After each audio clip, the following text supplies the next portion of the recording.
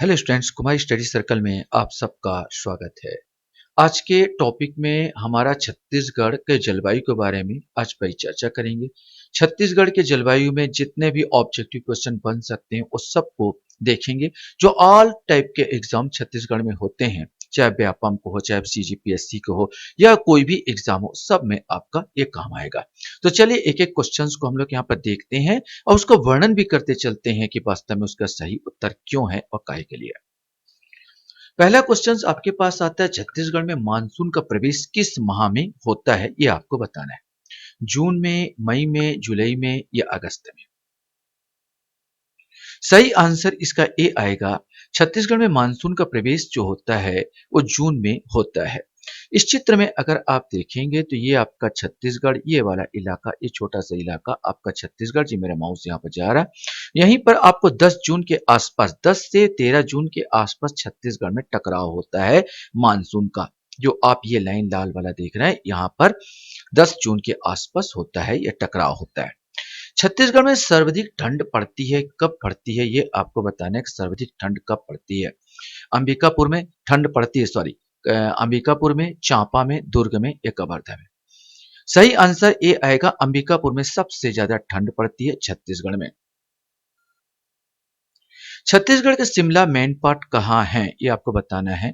Korea, Jashpur, Raigarh या सरगुजा। सही answer D आएगा, छत्तीसगढ़ के शिमला सरगुजा को कहा जाता है। क्वेश्चन हमारे पास है, छत्तीसगढ़ की जलवायु कैसी है ये आपको बताना है। मानसूनी, उष्णकटिबंधीय, चक्रवाती या कोई नहीं। सही आंसर बी आएगा, छत्तीसगढ़ की जो जलवायु है उष्णकटिबंधीय जलवायु है। इस भूभाग की जलवायु मुख्य रूप से उष्ण व आर्द्र प्रकार की है। कर्क रेखा के इस क्षेत्र के मध्य से गुजरने के कारण ग्रीष्म ऋतु में तापमान अत्यधिक बढ़ जाता है, वहीं शीत ऋतु का तापमान औसत से कम हो जाता है। इस भाग में मार्च से जून तक तापमान तेजी से बढ़ती है, किंतु अंत में मौसम अच्छा हो जाता है। वैसे कर्क रेखा बिल्कुल मध्य से नहीं जाती है, जो ऊपर साइड से छत्तीसगढ़ आपको नजर आएगा। तो ये ऊपर सरगुजा, जशपुर इस साइड से होते हुए कर्क रेखा यहाँ पर जाती है, बलरामपुर होते हुए जाती है कर्क रेखा, मैंने बिल्कुल मध्य से ये नहीं जाती है। छत्तीसगढ़ के चेरापूंजी किसे कहते हैं? जशपुर, अबूझमाड़, मैनपाट या चांपा, ये आपको बताना है। सही आंसर आएगा, छत्तीसगढ़ का चेरापूंजी अबूझमाड़ को कहा जाता है। अबूझमाड़ में भारी बरसात होती है, ये अबूझमाड़ का सीन है बरसात के समय का, जहां भारी बरसात होती है, इसीलिए छत्तीसगढ़ का चेरापूंजी अबूझमाड़ को कहा जाता है। छत्तीसगढ़ में वर्षा मानसून की किस शाखा से आता है? बंगाल की खाड़ी से, अरब की खाड़ी से, आवा दोनों से या इनमें से कोई नहीं। वास्तव में छत्तीसगढ़ में वर्षा जो मानसून की खाड़ी जो आता है, मानसून जो होता है अरब बंगाल की खाड़ी से भी आता है और अरब की खाड़ी से भी आता है। दोनों साइड से ये बरसात आता है, लेकिन सबसे ज्यादा जो आता है बंगाल की खाड़ी से आता है। दक्षिण पश्चिम मानसूनी हवा छत्तीसगढ़ में वर्षा का कारण बनती है। दक्षिण पश्चिम मानसून मई के अंत तक प्रायद्वीप के चरम दक्षिण पश्चिम सिरे पर दस्तक देता है। छत्तीसगढ़ में अधिकतम वर्षा मानसून की बंगाल की खाड़ी शाखा से होती है। नेक्स्ट क्वेश्चन आपके पास है, छत्तीसगढ़ में सबसे कम वर्षा वाला क्षेत्र यहाँ पर कौन सा है ये आपको बताना है। रामगढ़ की पहाड़ी, दंडकारण्य के पठार, दक्षिण पश्चिम लोरमी पठार, उक्त सभी। तो यहाँ पर सी आएगा, दक्षिण पश्चिम का लोरमी पठार जो है यहाँ पर थोड़ा सा इन ऑप्शन में कम बरसात होती है। दंडकारण्य में तो अच्छी खासी बरसात होती है, सरगुजा साइड भी ठीक ठाक बरसात हो जाती है, लेकिन ये वृष्टि छाया में आता है। लोरमी लोरमी पठार वृष्टि छाया में आ जाता है। जलवायु शब्द किस शब्द का है? स्पेन का है, चीनी का है, भारतीय का है या अरबी का है? सही आंसर इसका डी आएगा, ये अरबी का शब्द है। छत्तीसगढ़ में सर्वाधिक गर्म माह कौन सा होता है? मार्च, अप्रैल, मई या जून? सही आंसर सी आएगा, मई का महीना बहुत ज्यादा गर्म था छत्तीसगढ़ में। क्वेश्चन हमारे सामने यहाँ पर आता है, छत्तीसगढ़ में सर्वाधिक वर्षा कब होती है? जून जुलाई में, जुलाई अगस्त में, अगस्त सितंबर में या सितंबर अक्टूबर में? ये आपको बताना है। सही आंसर ए आएगा, जून जुलाई में छत्तीसगढ़ में सर्वाधिक वर्षा होती है। छत्तीसगढ़ में सबसे कम वर्षा कहाँ होती है? सरगुजा, बस्तर, रायपुर या कवर्धा? सही आंसर डी आएगा, एक कवर्धा साइड जो होती है सबसे कम बरसात होती है, क्योंकि कवर्धा जो आता है वृष्टि छाया क्षेत्र के अंतर्गत आ जाता है। छत्तीसगढ़ की औसत वर्षा 1292 मिलीमीटर के आसपास होती है। मैकल पर्वत श्रेणी के निकट न्यूनतम वर्षा राजनांदगांव और कवर्धा जिले में होती है। इसे वृष्टि छाया प्रदेश भी कहते हैं। नारायणपुर जिले के अबूझमाड़ प्रदेश में सर्वाधिक वर्षा वाला क्षेत्र होता है। वृष्टि छाया मतलब ये हो जाता है, यहाँ पर जो आपका छत्तीसगढ़ का मैं यहाँ पर चित्र बनाने की कोशिश कर रहा हूँ। तो ये छत्तीसगढ़ का जैसे चित्र होगा, तो यहीं पर आपका माइकल पर्वत है। ये माइकल पर्वत है, माइकल पर्वत इसी साइड आएगा और यहीं पर कवर्धा पड़ते हैं। यहाँ से आने वाली जो हवाएं होती है टकरा कर इस साइड तो बरसात कर देती है, लेकिन पीछे साइड बरसात नहीं कर पाती। इसी को वृष्टि छाया के रूप में हम जानते हैं। छत्तीसगढ़ में सर्वाधिक ठंड कब पड़ती है? दिसंबर, जनवरी, नवंबर, दिसंबर, नवंबर, फरवरी, अक्टूबर, नवंबर। जब मैं वीडियो बना रहा हूँ दिसंबर का महीना चल रहा है और दिसंबर और जनवरी कड़ाके की ठंड यहाँ पर पड़ेगी। यहाँ पर अभी बिलासपुर में यहाँ पर बना रहा हूँ वीडियो और यहाँ पर करीब 12 डिग्री 12.8 बता रहा, 12.8 के आसपास यहाँ पहुंच चुका है। क्वेश्चन है, छत्तीसगढ़ राज्य का सबसे ठंडा स्थान कौन सा है? चांपा, अंबिकापुर, बस्तर या राजिम? वैसे सबसे हमारे छत्तीसगढ़ का अंबिकापुर बहुत ज्यादा ठंडा होता है। यहाँ पर छत्तीसगढ़ में औसत वर्षा कितनी होती है? 150 सेंटीमीटर, 120 सेंटीमीटर, 141, 165, लगभग 120 सेंटीमीटर के आसपास। सेंटीमीटर बोलूं तो 120 सेंटीमीटर के आसपास यहाँ बरसात होती है। प्राकृतिक विभाजन के अंतर्गत छत्तीसगढ़ को कितने भौगोलिक क्षेत्रों में बांटा गया है? 3, 4, 5। तो सही आंसर 4 आएगा। 4 भागों में इसको बांटा गया है। छत्तीसगढ़ का प्राकृतिक विभाजन, छत्तीसगढ़ के भौगोलिक प्राकृतिक विभाजन, पूर्वी बुंदेलखंड का पठार, जसपुर सामरी पाट प्रदेश, महानदी बेसिन और दंडकारण्य का पठार 4 प्रदेशों में बांटा जाता है। नक्शे में आपको देखने को दिखाने की कोशिश करूं तो ये देखो, ये वाला इलाका आपका बघेलखंड का पठार है। छोटा सा सबसे छोटा इलाका ये जसपुर सामरी पाट वाला है, ये पाट प्रदेश कहलाता है। सबसे बड़ा जो इलाका जो है ये छत्तीसगढ़ का मैदान है और ये लास्ट वाला इलाका बस्तर का मैदान या दंडकारण्य का मैदान। इस प्रकार हमको 1, 2, 3 और 4 भागों में बांटा जाता है या बांट सकते हैं। क्वेश्चन है, छत्तीसगढ़ की सबसे ऊंची चोटी गोरलाटा बलरामपुर की ऊंचाई कितनी है? 1225 मीटर, 1325 मीटर, 1152 मीटर या 1445 मीटर? सही आंसर ए आएगा, 1225 मीटर के आसपास इसकी ऊंचाई है। और मैं यहाँ पर बताना है कि रामानुजगंज संभाग और छत्तीसगढ़ का सबसे ऊंचा शिखर गोरलाटा, जिसकी ऊंचाई 4018 फीट में बोलूंगा तो 4018 फीट और मीटर बोलूंगा तो 1225 मीटर है। ठीक है, और इसमें फतेह हासिल किया गया है और दिखता कुछ इस प्रकार का है। ये आपका बलरामपुर का आएगा, यहाँ पर गोरलाटा बलरामपुर का इस प्रकार का आएगा गोरलाटा। छत्तीसगढ़ में कितनी अफवाह प्रणाली है? 4, 2, 1, 5। इसमें से आपको बताना है। सही आंसर हो, इसका आंसर ए आएगा। 4 अफवाह प्रणाली में छत्तीसगढ़ को बांटा गया है। अगर मैं इसको देखने की कोशिश करूं तो ये आपका कुछ इस प्रकार नक्शे में आएगा। यहाँ पर नक्शे में आप देखेंगे तो मैं आपको ऊपर से ले जाऊं तो ये वाला जो इस साइड की नदियां आती है गंगा प्रवाह प्रणाली या सोन प्रवाह प्रणाली के अंतर्गत आता है। यदि भी गंगा यहाँ से नहीं बहती, सोन नदी गंगा की सहायक नदी है, जहां पर मिलने वाली नदियों को गंगा प्रवाह प्रणाली के अंतर्गत लिया जाता है। दूसरा जो आता है महानदी प्रवाह प्रणाली, जो बहुत लंबा चौड़ा हिस्सा बनाता है। तो महानदी प्रवाह प्रणाली, छोटी सी नदियां जाके यहाँ पर नर्मदा मिलती है तो एक प्रवाह प्रणाली सबसे छोटी नर्मदा प्रवाह प्रणाली बन जाती है। और दूसरा आता है यहाँ से गोदावरी, ये गोदावरी, यहाँ पर गोदावरी नदी है और यहाँ पर इंद्रावती नदी जाके मिलती है। तो ये गोदावरी अफवाह तंत्र के अंतर्गत ये चौथा आ जाता है। इस प्रकार सबसे बड़ा अफवाह तंत्र यहाँ महानदी होगा, सबसे छोटा नर्मदा नदी होगा और टोटल कितने होंगे? टोटल 4 होंगे आपके पूरा प्रवाह प्रणाली में। छत्तीसगढ़ में कितने अफवाह प्रणाली? तो 4 है। यहीं पर दूसरा क्वेश्चन था, छत्तीसगढ़ में सर्वाधिक कौन सी मिट्टी पाई जाती है? काली मिट्टी, लाल रेतीली मिट्टी, लाल पीली मिट्टी या लेटराइट मिट्टी? इसमें से आपको बताना है कि कौन सी मिट्टी इसमें सबसे ज्यादा पाई जाती है। सही आंसर सी आएगा, लाल पीली मिट्टी यहाँ पर सबसे अधिक पाई जाती है। नक्शे के आधार पर इसमें समझने की कोशिश में कर रहे हैं यहाँ पर। तो आप देखेंगे ये पूरा इलाका, ये छत्तीसगढ़ का यहाँ से लेके ये जो यहाँ पर छत्तीसगढ़ का नक्शा बना है, ये पूरा इलाका लगभग 55%, 55% के आसपास ये पूरा कवर करता है लाल पीली मिट्टी का। इसके बाद जो ये वाला जो इलाका बस्तर साइड का, ये पूरा बस्तर आ जाता है और कुछ इस साइड का कांकेर आंकेर साइड का इलाका लाल रेतीली मिट्टी में आता है और छुटपुट ढंग से मिलती है लाल दोमट मिट्टी, काली मिट्टी और लेटराइट। टोटल कितने प्रकार के? 5 प्रकार के यहाँ पर अपने को मिट्टी देखने को मिलता है। तो यहाँ पर सही आंसर आता लाल पीली मिट्टी, मतलब सी आंसर यहाँ पर आ जाएगा। क्वेश्चन हमारे सामने यहाँ पर आता है कि लाल पीली मिट्टी को क्या कहा जाता है?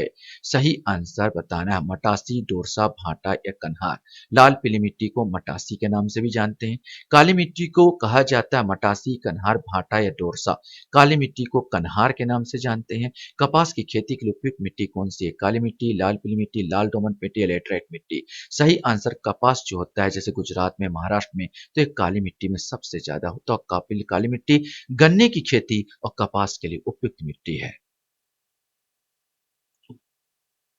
क्वेश्चन हमारे सामने यहाँ पर आता है, देश का 36वां मौसम कार्यालय कहाँ खोला गया? मध्य प्रदेश, झारखंड, छत्तीसगढ़, उत्तराखंड। 36वां छत्तीसगढ़ और 36वां मौसम कार्यालय, तो यहाँ पर सी आंसर आ जाएगा। मिट्टी का लाल रंग निम्न कारण से होता है: कैल्शियम बाइकार्बोनेट, कॉपर ऑक्साइड, अब दोनों फेरिक ऑक्साइड। मिट्टी का जो लाल रंग होता है वास्तव में फेरिक ऑक्साइड के कारण होता है। लाल पीली मिट्टी छत्तीसगढ़ में कितने प्रतिशत भाग में पाई जाती है? मैं पढ़ाते वक्त बता दिया था आपको, ये 55% भाग में लाल पीली मिट्टी का प्रसार है। ये आप देख रहे हैं, मैं फिर से एक बार नक्शा यहाँ पर लाके दे दिया हूँ। ये पूरा लाल पीली मिट्टी, ये पूरा भाग जो आप देख रहे हैं, ये पूरा ये आपका इलाका लाल पीली मिट्टी का आता है, जो कि 55% हिस्सा बनाता है। क्वेश्चन आता है, वनीकरण के लिए सर्वोत्तम मिट्टी कौन सी है? ये आपको बताना है। लाल बलुई मिट्टी, लेटराइट मिट्टी, लाल पीली मिट्टी या लाल दोमट मिट्टी, इसमें से कोई एक आएगा। सही आंसर ए आएगा, लाल बलुई मिट्टी। भारतीय भूमि एवं मृदा सर्वेक्षण विभाग के अनुसार छत्तीसगढ़ की मिट्टी कितने भागों में बांटा गया है? 6, 5, 4 या 2। सही आंसर बी आएगा, 5 भागों में इसको डिवाइड किया। कौन कौन सा? छत्तीसगढ़ की मिट्टी, लाल पीली मिट्टी, लेटराइट मिट्टी, काली मिट्टी, लाल बलुई मिट्टी और लाल दोमट मिट्टी। नेक्स्ट क्वेश्चन है, छत्तीसगढ़ के 3 जलवायु क्षेत्र अंतर्गत शामिल नहीं है। कौन सा शामिल नहीं है, ये आपको बताना है। छत्तीसगढ़ में छत्तीसगढ़ का मैदान, डोंगरगढ़ का भाग, उत्तरी पहाड़ी क्षेत्र, बस्तर का पठार। सही आंसर बी आएगा, ये डोंगरगढ़ का भाग को नहीं बांटा गया है। क्वेश्चन है, छत्तीसगढ़ में सर्वाधिक परती भूमि वाला जिला कौन सा है? ये आपको बताना है। रायपुर, सरगुजा, कोरिया या धमतरी। सही आंसर सी आएगा, 28 का कोरिया। कोरिया सबसे ज्यादा परती भूमि वाला जिला है। नेक्स्ट क्वेश्चन है, छत्तीसगढ़ में कम परती भूमि का प्रतिशत वाला जिला कौन सा है? रायपुर, सरगुजा, कोरिया या जांजगीर। सही आंसर डी आएगा, जांजगीर जो है, जांजगीर चांपा सबसे कम परती भूमि वाला जिला है। छत्तीसगढ़ का सर्वाधिक 2 फसली क्षेत्रफल वाला जिला कौन सा है? रायपुर, सरगुजा, धमतरी या कोरिया। सही आंसर सी आएगा, धमतरी जो है सर्वाधिक 2 फसली क्षेत्रफल वाला जिला है। नेक्स्ट क्वेश्चन हमारे सामने यहाँ पर आता है, छत्तीसगढ़ में सबसे बड़ा अफवाह तंत्र प्रणाली क्या है? अभी आपने नक्शा में ध्यान दिया होगा तो आपको पता चल गया होगा। महानदी अफवाह तंत्र, ए महानदी अफवाह तंत्र सबसे बड़ा अफवाह तंत्र प्रणाली वाला है। चित्र में एक बार और मैं आपको दिखा देना चाहूंगा कि जो यहाँ पर प्रवाह प्रणाली की बात किया जाए तो सबसे ज्यादा जो महानदी यहाँ से आपका इस प्रकार करके निकल के ये बंगाल की खाड़ी में जाती है। तो ये महानदी जो तंत्र है ये पूरा, और इसके अंतर्गत ये सब सहायक नदी है, चाहे आप शिवनाथ हो या कोई भी आपका नदियां यहाँ पर जो दिख रही है, ये सब के सब सहायक नदी है। और यही तंत्र जो है छत्तीसगढ़ में जो महानदी तंत्र सबसे बड़ा बन जाता है। छत्तीसगढ़ में सबसे छोटा अफवाह तंत्र कौन सा है? महानदी अफवाह तंत्र, गोदावरी, गंगा अफवाह तंत्र या नर्मदा अफवाह तंत्र। ये वाला जो हिस्सा है यहाँ पर टांड और बंजर ऐसे कुछ 2 नदियां हैं जो कि यहाँ पर नर्मदा नदी में मिल जाती है। तो आपका नर्मदा अफवाह तंत्र सबसे छोटा तंत्र हुआ। छत्तीसगढ़ की गंगा कहा जाता है, ये आपको मालूम है। महानदी को छत्तीसगढ़ की गंगा कहा जाता है। क्वेश्चन हमारे सामने यहाँ पर आता है, महानदी के तट पर कौन सा पौराणिक एवं ऐतिहासिक नगर बसा हुआ है? राजिम, सिरपुर, शिवरी नारायण, उक्त तीनों। सही आंसर जो है महानदी उक्त तीनों आएगा। राजिम भी बसा है, सिरपुर भी बसा है और शिवरी नारायण भी बसा है महानदी के तट पर। तो उक्त तीनों यहाँ पर आ जाएगा।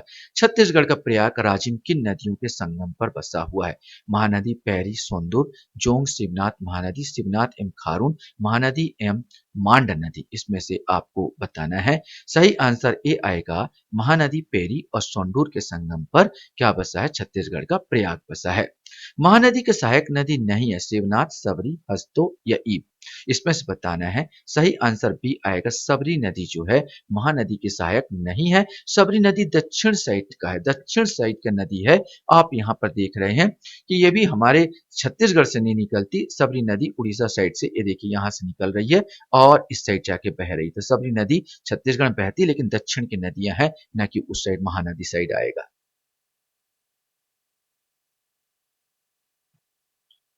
क्वेश्चन हमारे सामने यहाँ पर आता है। महानदी छत्तीसगढ़ में कितने किलोमीटर प्रभावित होती है? 286 किलोमीटर, 286, 386, 305 या 205। इसमें से कोई एक आएगा जो आपको बताना है। सही आंसर ए आएगा। 286 किलोमीटर महानदी छत्तीसगढ़ में प्रवाहित होती है। थोड़ा सा हम लोग इसको वर्णन करें तो छत्तीसगढ़ की गंगा के नाम से प्रसिद्ध महानदी धमतरी के निकट का सिहावा पहाड़ी से निकलकर दक्षिण से उत्तर की ओर बहती हुई बिलासपुर जिले को पार कर पश्चिम से पूर्व की ओर बहती हुई तथा उड़ीसा राज्य से होती हुई बंगाल की खाड़ी में गिरती है। महानदी कुल लंबाई 851, याद रखेंगे महानदी की कुल लंबाई कितनी है? तो 851 किलोमीटर है, और किलोमीटर जिसका 286 किलोमीटर छत्तीसगढ़ में प्रवाहित होती है। चित्रकूट जलप्रपात किस नदी पर बनती है? सबरी, इंद्रावती, महानदी और गोदावरी। सही आंसर चित्रकूट जलप्रपात जो है इंद्रावती नदी पर बनती है। हीराकुंड बांध किस नदी पर बना है? महानदी, हसदो नदी, शिवनाथ, इंद्रावती। यहाँ पर सही आंसर ए आएगा। महानदी पर हीराकुंड बांध है, बना है, जो उड़ीसा उड़ीसा में बना हुआ है। ये सबसे बड़ा लंबा बांध यहाँ पर बना हुआ है भारत का। क्वेश्चन हमारे सामने। सोना किस नदी के रेत में पाया जाता है? सोन नदी, हसदो नदी, ईब नदी या शिवनाथ नदी। सही आंसर सी आएगा। ईब नदी के रेत में सोना पाया जाता है। छत्तीसगढ़ अंचल की मुख्य नदी महानदी का अधिकतम प्रवाह कहाँ है? उड़ीसा, बस्तर, रायपुर या बिलासपुर। सही सही आंसर इसका उड़ीसा में सबसे ज्यादा प्रवाहित होती है, कि 286 किलोमीटर ही हमारे छत्तीसगढ़ में बहती है। बाकी जो है 851 किलोमीटर में, बाकी तो उड़ीसा में बह जाती है, बंगाल की खाड़ी में गिरती है। उड़ीसा में सबसे ज्यादा इसका प्रवाह है। महानदी कहाँ जाकर मिलती है? हिंद महासागर, अरब सागर, बंगाल की खाड़ी में किसी में नहीं। तो सही आंसर सी आएगा। बंगाल की खाड़ी में जाकर ये मिल जाती है। क्वेश्चन हमारे सामने यहाँ पर आता है। छत्तीसगढ़ की जीवन रेखा नदी है। छत्तीसगढ़ की जीवन रेखा रेण नदी, महानदी, इंद्रावती, अरपा। सही आंसर बी है, महानदी। जीवन रेखा छत्तीसगढ़ की पुराणों में रेणु नदी का नाम वर्णित नदी है। कन्हार, इंद्रावती, रिहंद या केलो। सही आंसर सी आएगा। पुराणों में रेणु नदी, रिहंद नदी को ही कहा गया है। चित्रोत्पला के नाम से कौन सी नदी जानी जाती है? इंद्रावती, महानदी, रेणु नदी, शिवनाथ नदी। सही आंसर इसका जो आएगा बी आएगा। महानदी जानी जाती है चित्रोत्पला के नाम से। क्वेश्चन है। छत्तीसगढ़ का सबसे बड़ा जलप्रपात है, ये आपको बताना है। चित्रकूट, तीरथगढ़, मलाच कुंडम या अमृतधारा। छत्तीसगढ़ का सबसे बड़ा जलप्रपात चित्रकूट जलप्रपात है। बहुत सुंदर दृश्य आपको दिखता है। ये चौड़ा, सबसे चौड़ा। ऊंचा बोलेगा तीरथगढ़ और चौड़ा बोलेगा, बड़ा बोलेगा तो आपका ये आएगा चित्रकूट आ जाएगा। किन नदियों का उद्गम स्थल छत्तीसगढ़ राज्य में नहीं है? इसमें से आपको बताना है। सोनभद्र, इंद्रावती, सबरी, उक्त तीनों का ही हमारे छत्तीसगढ़ में उद्गम नहीं होता। पश्चिम दिशा की ओर बहने वाली एकमात्र महत्वपूर्ण नदी कौन सी? महानदी, इंद्रावती, पैरी या शिवनाथ। सही आंसर भी आएगा इंद्रावती। कालाहांडी से निकलकर ये इसे पश्चिम की ओर बहते हुए गोदावरी नदी मिलती है। नक्शा में भी आप देखेंगे तो यहाँ पर आपको नजर आएगा। इंद्रावती जो है उड़ीसा के कालाहांडी से निकलती है। उड़ीसा के कालाहांडी से निकलती है और ऐसे करके निकली है, और ये पूरा बीजापुर बनाते हुए यहाँ पर ये जो आपका दिख रहा है गोदावरी में जाके मिल जाती है। क्वेश्चन हमारे सामने यहाँ पर आता है। कांकेर शहर के मध्य से बहने वाली पहाड़ी नदी कौन सा है? दूध नदी, सिलियारी नदी, पेरी नदी या रेणु नदी। सही आंसर ए आएगा, दूध नदी है। दूध में कंकड़ डालो ऐसे करके मेन है, कांकेर बसा दूध नदी के किनारे। उत्तर प्रदेश के मिर्जापुर में सोन नदी के मिलने वाली नदी कौन सा? रिहंद, शिवनाथ, कन्हार या महानदी? इसमें से आपको बताना है। सही आंसर ये रिहंद नदी है, जो उत्तर प्रदेश के मिर्जापुर में सोन नदी मिल जाती है। सतयुग में महानदी किस नाम से प्रचलित थी? महानंदा, नीलोत्पला, कमलोत्पला या चित्रोत्पला? इसमें से आपको बताना है। सही आंसर बी आएगा, नीलोत्पला। सतयुग में नीलोत्पला के नाम से जानते हैं। एक बार हम लोग देख लेते हैं कि महानदी को कौन से काल में क्या क्या कहा जाता था। तो महानदी के प्राचीन नाम कनकनंदनी मिलता है हमको। महानदी को सतयुग में नीलोत्पला के नाम से जाना जाता था। इसका उल्लेख वायु पुराण में मिलता है, ये भी इंपॉर्टेंट है। महानदी के द्वापर युग में चित्रोत्पला के नाम से जाना जाता था। इसका उल्लेख स्कंद पुराण में मिलता है। महानदी को वर्तमान नाम महानदी है। यह नाम श्रृंगी ऋषि के प्रिय शिष्या महानंदा के नाम से रखा गया है। देखो, कभी क्वेश्चन पूछे कि द्वापर युग में चित्रोत्पला, तो ऐसे याद करो, द्वार में चित्र का, जैसे घर घर के हमारे यहाँ पर द्वार में क्या करते हैं? द्वार में चित्रों का अंकन करते हैं। तो चित्रोत्पला माने द्वापर युग, ये अगर याद हो गया तो नीलोत्पला ये हो जाएगा वायुमंडल। अब वायु, नील, नील माने होता आकाश, आकाश का तो राजा है ना वायु, तो नील, तो नीलोत्पला आ जाएगा, वायु पुराण में भी आ जाता है। ये कहाँ रहा? सतयुग में। सतयुग में यहाँ पर नीलोत्पला, और द्वापर युग में चित्रोत्पला। द्वार में चित्र उगाते हैं और चित्र बनाते हैं, और सतयुग में नीलोत्पला। कुछ इस ढंग से याद करते रहोगे तो लंबे समय तक आप लोगों को ये सब चीजें याद रहेगा। क्वेश्चन हमारे सामने यहां पर आता है, संखनी और डंकनी क्या है? एक नदी है, दो नदी है, दो पर्वत है, या बस्तर का लोक नृत्य है? सही आंसर ये दो नदियों का नाम है, संखनी और डंकनी। नक्शे में आपको मैं दिखाने की कोशिश करूंगा कि ये संखनी और डंकनी, बेलाडीला पहाड़ी, यहाँ पर ये आपको देखो संकनी नदी और ये आपका डंकनी नदी, दोनों यहाँ पर जाके मिल रहे हैं और इंद्रावती में जाके यहाँ पर विलीन हो रहे हैं। मतलब इंद्रावती की सहायक नदियां दोनों हैं। छत्तीसगढ़ छत्तीसगढ़ को दो भागों में बांटती है, संकनी डंकनी, हसदो नदी, शिवनाथ नदी या महानदी? सही आंसर इसका सी आएगा, शिवनाथ। शिवनाथ नदी जो है छत्तीसगढ़ को दो भागों में डिवाइड करती है। मैं यहाँ पर एक चित्र लेने की कोशिश कर रहा था, तो यहाँ पर चित्र दिखाने की कोशिश कर रहा हूँ। तो यहाँ पर आप देखेंगे तो आपको पता चलेगा, ये जो ये देखिए, ये जो है ये महानदी है। महानदी इस प्रकार का निकल के ऐसे निकल के चली गई है, जो छत्तीसगढ़ के जो ऐसे नीचे से निकल रही है, यहाँ पर सिंहावा धमतरी, सिंहावा नीचे से निकल रही है और इस प्रकार चली जा रही है। लेकिन यहाँ पर जो है शिवनाथ नदी जो निकल रही है राजनांदगांव, अभी तो राजनांदगांव से कट के एक और जिला बन गया है यहाँ पर, तो इस साइड से निकल के वो ऐसे करके पूरा आते हुए आप देख रहे हैं, ये पीछे यहाँ तक आधा छत्तीसगढ़ पूरा बांट दिया है। तो शिवनाथ नदी को माना जाता है कि ये दो भागों में क्या कर रही है? बांट रही है छत्तीसगढ़ को।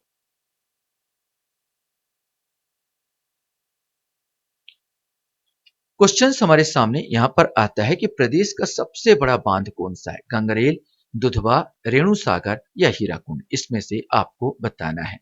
सही आंसर ए आएगा, गंगरेल। गंगरेल जो है प्रदेश का सबसे बड़ा बांध है। यहां पर आप देख रहे हैं, खैर मैं दूसरा दिखा रहा था आपको, तो गंगरेल जो है प्रदेश का सबसे बड़ा बांध है। इंद्रावती नदी गोदावरी नदी में कहां पर मिलती है? तो इंद्रावती नदी गोदावरी में, इस क्वेश्चन का यहाँ पर था चित्र, इंद्रावती नदी गोदावरी नदी में कहां पर मिलती है?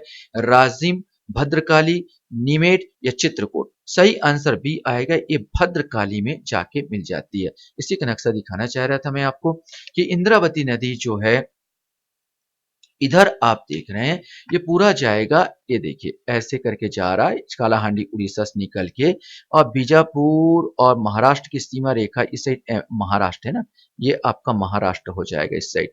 तो महाराष्ट्र की सीमा रेखा बनाते हुए ये यहाँ पर, ये इस साइड भद्रकाली पड़ेगा, भद्रकाली में जाके मिलती है। इंद्रावती नदी किस प्रांतों को नहीं छूती है? छत्तीसगढ़, उड़ीसा, तेलंगाना, महाराष्ट्र, उत्तर प्रदेश।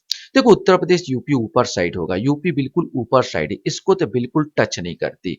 यहाँ पर ये होता महाराष्ट्र, ये जो सीमा आता है ऊपर, ये महाराष्ट्र की सीमा है, तो महाराष्ट्र इस साइड आ जाएगा। नीचे साइड तेलंगाना आ जाता है, तो तेलंगाना इस साइड आ जाएगा, और इधर हो जाएगा उड़ीसा आ जाता है। तो उड़ीसा को छू रही है, महाराष्ट्र छू रही है, तेलंगाना को सीमा यहाँ पर बन रही है भद्रकाली के पास, लेकिन उत्तर प्रदेश तो बिल्कुल नहीं छूती है, तो यहाँ पर डी आंसर आ जाएगा। क्वेश्चंस हमारे सामने यहाँ पर आता है, सर्वाधिक ऊंचाई वाला छत्तीसगढ़ का बांध कौन सा है?